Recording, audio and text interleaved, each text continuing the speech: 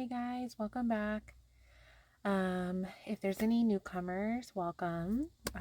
If you're interested in bringing God into your life and getting to know Him and reading His Word, the Bible, please join me. I just brought God into my life about 3 months ago now and have been reading the Bible, and it's been a journey and it's not easy.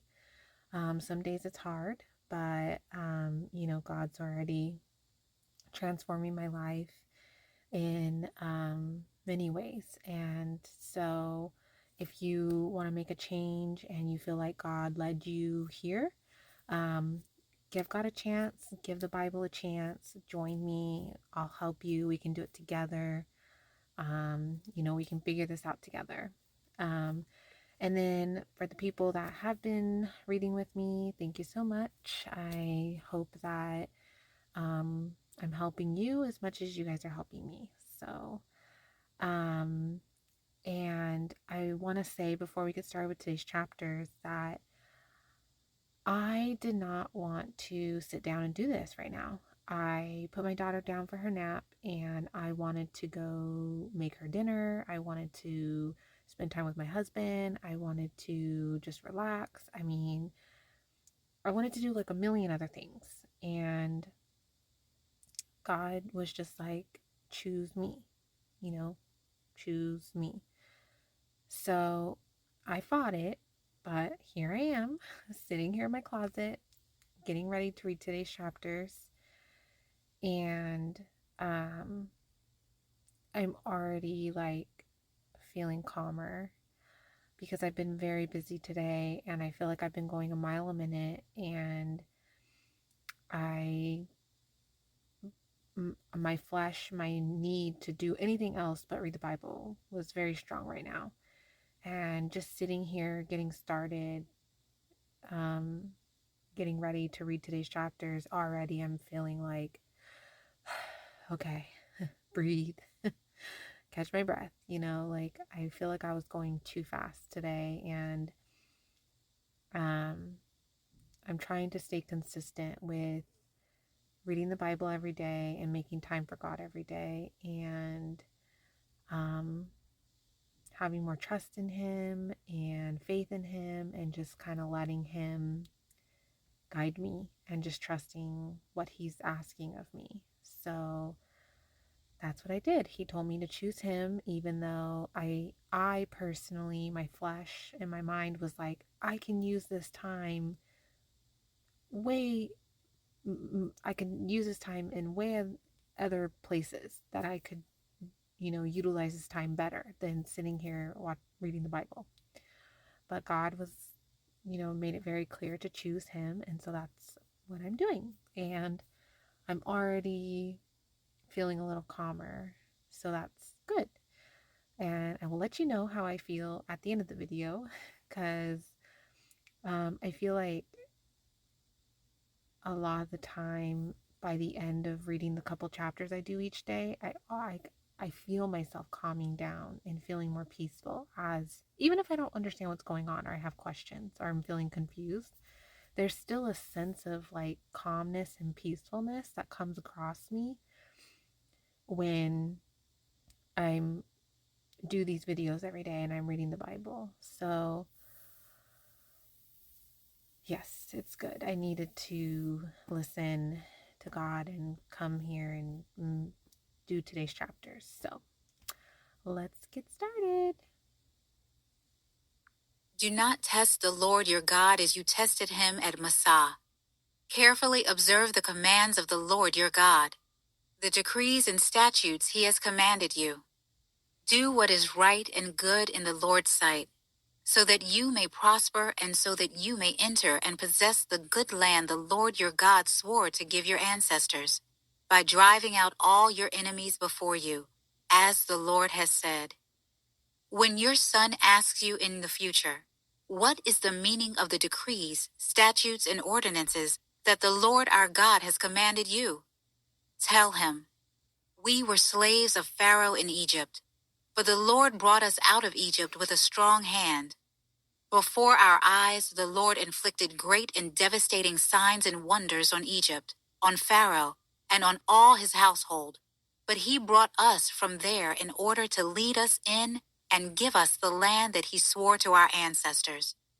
The Lord commanded us to follow all these statutes and to fear the Lord our God for our prosperity always and for our preservation, as it is today. Righteousness will be ours if we are careful to follow every one of these commands before the Lord our God, as he has commanded us. When the Lord your God brings you into the land you are entering to possess, and he drives out many nations before you, the Hethites, Girgashites, Amorites, Canaanites, Perizzites, Hivites, and Jebusites, 7 nations more numerous and powerful than you, and when the Lord your God delivers them over to you and you defeat them, you must completely destroy them. Make no treaty with them and show them no mercy. You must not intermarry with them, and you must not give your daughters to their sons or take their daughters for your sons, because they will turn your sons away from me to worship other gods. Then the Lord's anger will burn against you, and he will swiftly destroy you. Instead, this is what you are to do to them. Tear down their altars, smash their sacred pillars, cut down their Asherah poles, and burn their carved images. For you are a holy people belonging to the Lord your God. The Lord your God has chosen you to be his own possession out of all the peoples on the face of the earth. The Lord had his heart set on you and chose you, not because you were more numerous than all peoples, for you were the fewest of all peoples, but because the Lord loved you and kept the oath he swore to your ancestors. He brought you out with a strong hand and redeemed you from the place of slavery, from the power of Pharaoh, king of Egypt. Know that the Lord your God is God, the faithful God who keeps his gracious covenant and loyalty for 1,000 generations with those who love him and keep his commands. But he directly pays back and destroys those who hate him. He will not hesitate to pay back directly the one who hates him. So keep the command, the statutes and ordinances that I am giving you to follow today. If you listen to and are careful to keep these ordinances, the Lord your God will keep his covenant loyalty with you, as he swore to your ancestors. He will love you, bless you, and multiply you. He will bless your offspring, and the produce of your land, your grain, new wine and fresh oil, the young of your herds, and the newborn of your flocks, in the land he swore to your ancestors that he would give you. You will be blessed above all peoples. There will be no infertile male or female among you or your livestock. The Lord will remove all sickness from you. He will not put on you all the terrible diseases of Egypt that you know about, but he will inflict them on all who hate you. You must destroy all the peoples the Lord your God is delivering over to you and not look on them with pity. Do not worship their gods, for that will be a snare to you. If you say to yourself, "These nations are greater than I. How can I drive them out?" Do not be afraid of them. Be sure to remember what the Lord your God did to Pharaoh and all Egypt. The great trials that you saw, the signs and wonders, the strong hand and outstretched arm, by which the Lord your God brought you out. The Lord your God will do the same to all the peoples you fear. The Lord your God will also send hornets against them until all the survivors and those hiding from you perish. Don't be terrified of them. For the Lord your God, a great and awesome God, is among you. The Lord your God will drive out these nations before you little by little. You will not be able to destroy them all at once. Otherwise, the wild animals will become too numerous for you. The Lord your God will give them over to you and throw them into great confusion until they are destroyed. He will hand their kings over to you, and you will wipe out their names under heaven. No one will be able to stand against you. You will annihilate them. Burn up the carved images of their gods. Don't covet the silver and gold on the images and take it for yourself, or else you will be ensnared by it.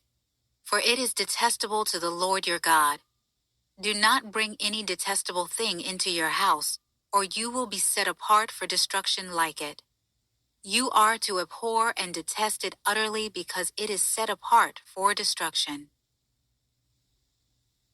Carefully follow every command I am giving you today, so that you may live and increase and may enter and take possession of the land the Lord swore to your ancestors. Remember that the Lord your God led you on the entire journey these 40 years in the wilderness, so that he might humble you and test you to know what was in your heart, whether or not you would keep his commands. He humbled you by letting you go hungry.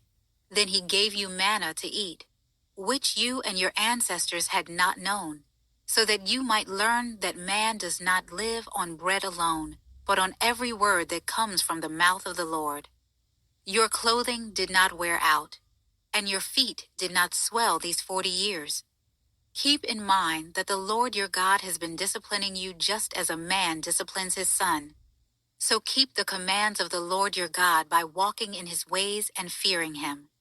For the Lord your God is bringing you into a good land, a land with streams, springs, and deep water sources, flowing in both valleys and hills, a land of wheat, barley, vines, figs, and pomegranates, a land of olive oil and honey, a land where you will eat food without shortage, where you will lack nothing, a land whose rocks are iron and from whose hills you will mine copper. When you eat and are full, you will bless the Lord your God for the good land he has given you. Be careful that you don't forget the Lord your God by failing to keep his commands, ordinances, and statutes that I am giving you today. When you eat and are full, and build beautiful houses to live in, and your herds and flocks grow large, and your silver and gold multiply, and everything else you have increases, be careful that your heart doesn't become proud, and you forget the Lord your God who brought you out of the land of Egypt, out of the place of slavery. He led you through the great and terrible wilderness with its poisonous snakes and scorpions, a thirsty land where there was no water. He brought water out of the flint rock for you. He fed you in the wilderness with manna, which your ancestors had not known, in order to humble and test you, so that in the end he might cause you to prosper. You may say to yourself, my power and my own ability have gained this wealth for me. But remember that the Lord your God gives you the power to gain wealth, in order to confirm his covenant he swore to your ancestors, as it is today. If you ever forget the Lord your God, and follow other gods to serve them and bow and worship to them, I testify against you today that you will certainly perish.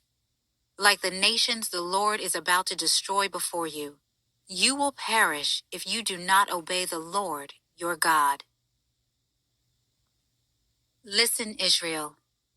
Today you are about to cross the Jordan to enter and drive out nations greater and stronger than you, with large cities fortified to the heavens. The people are strong and tall, the descendants of the Anakim. You know about them and you have heard it said about them. Who can stand up to the sons of Anak? But understand that today the Lord your God will cross over ahead of you as a consuming fire. He will devastate and subdue them before you. You will drive them out and destroy them swiftly, as the Lord has told you. When the Lord your God drives them out before you, do not say to yourself, the Lord brought me in to take possession of this land because of my righteousness. Instead, the Lord will drive out these nations before you because of their wickedness. You are not going to take possession of their land because of your righteousness or your integrity. Instead, the Lord your God will drive out these nations before you because of their wickedness, in order to fulfill the promise he swore to your ancestors, Abraham, Isaac, and Jacob. Understand that the Lord your God is not giving you this good land to possess because of your righteousness, for you are a stiff-necked people. Remember and do not forget how you provoked the Lord your God in the wilderness. You have been rebelling against the Lord from the day you left the land of Egypt until you reached this place. You provoked the Lord at Horeb, and he was angry enough with you to destroy you. When I went up the mountain to receive the stone tablets, the tablets of the covenant the Lord made with you, I stayed on the mountain 40 days and 40 nights. I did not eat food or drink water. On the day of the assembly, the Lord gave me the 2 stone tablets, inscribed by God's finger. The exact words were on them, which the Lord spoke to you from the fire on the mountain. The Lord gave me the 2 stone tablets, the tablets of the covenant, at the end of the 40 days and 40 nights. The Lord said to me, "Get up and go down immediately from here, for your people whom you brought out of Egypt have acted corruptly. They have quickly turned from the way that I commanded them. They have made a cast image for themselves." The Lord also said to me, "I have seen this people, and indeed they are a stiff-necked people. Leave me alone, and I will destroy them and blot out their name under heaven. Then I will make you into a nation stronger and more numerous than they." So I went back down the mountain, while it was blazing with fire, and the 2 tablets of the covenant were in my hands. I saw how you had sinned against the Lord your God. You had made a calf image for yourselves. You had quickly turned from the way the Lord had commanded for you. So I took hold of the 2 tablets and threw them from my hands, shattering them before your eyes. I fell down like the first time in the presence of the Lord for 40 days and 40 nights. I did not eat food or drink water because of all the sin you committed, doing what was evil in the Lord's sight and angering him. I was afraid of the fierce anger the Lord had directed against you, because he was about to destroy you. But again, the Lord listened to me on that occasion. The Lord was angry enough with Aaron to destroy him, but I prayed for Aaron at that time also. I took the sinful calf you had made and burned it. I crushed it, thoroughly grinding it to powder as fine as dust, and threw its dust into the stream that came down from the mountain. Okay, guys, there we go. We have it. I have to say, I'm really glad that I chose to deny myself um, what I was wanting to do, which was, go spend time with my husband and get started on my daughter's dinner and whatever else, because I've been going a mile a minute today. I mean, I even made a to-do list of things that I need to do this week because my brain was just like going a mile a minute, like, oh, I gotta do this and that and this and that and this. And it was like, I felt like I was like, I just needed to stop and take a breath, and I feel much better. I feel calmer. I feel a little more centered. And I'm really glad that I sat down and read today's chapters and stuck with it. And because I'm trying to be consistent, I'm really trying. It's hard, like I've gone my whole life just, you know, worried about myself and my needs and stuff. And now that I've brought God into my life, I have to make him my number one priority and follow him and what he wants for me and his will for me and his guidance, because he knows what's best for me, and what he has in store for me is full of great blessings and a great life. And um but I have to make him a priority. I have to follow him. I have to listen to him. I have to make time for him. I have to make time for his word. Like, and I have to let go of this need to be in control of everything all the time, like, because clearly that hasn't been working in my life at all. So, and I feel like God's like trying to help me, like, let go and just let him be in control. And it's not easy. It's not easy to let go of that. It's not easy to let go of the way I've been living my life, my whole life. like it's definitely not easy.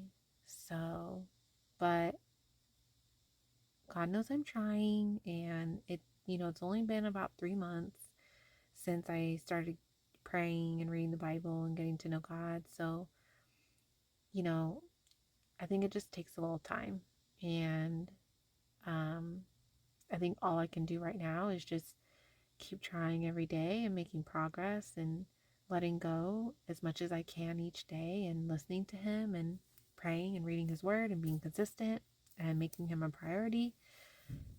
And I think that's all I can do right now. So that's what I'm going to do.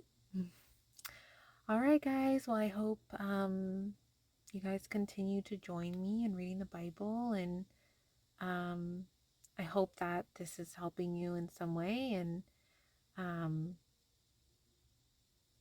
let's just keep going. All right, guys. Talk to you tomorrow.